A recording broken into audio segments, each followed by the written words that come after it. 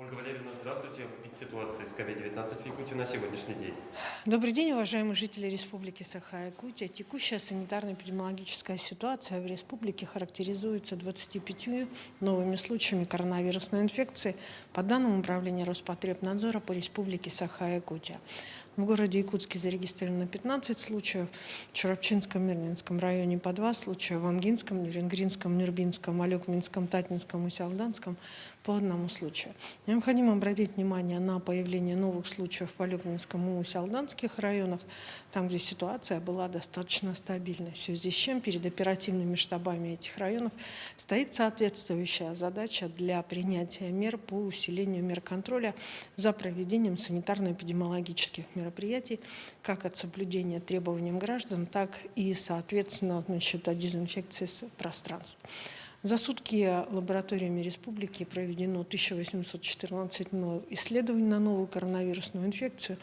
И на настоящий момент у нас уже сделано на территории республики с марта прошлого года 1 012 448 тестов.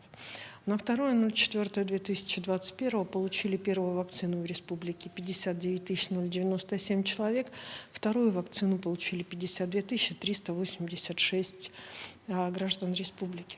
Продолжается приоритетная вакцинация лиц старше 60 лет. Из числа вакцинированных старше 60 лет первую вакцину получили 13 811 человек.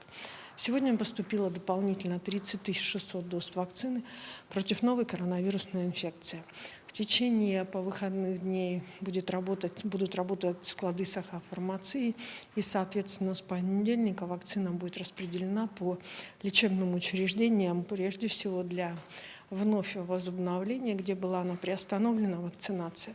Необходимо обратить внимание, что непосредственно вы помните, что вчера был подписан, 1 апреля был подписан указ главы Республики Саха-Якутия, который продлил режим самоизоляции для лиц пожилого возраста старше 60 лет и лиц, болеющих хроническими заболеваниями.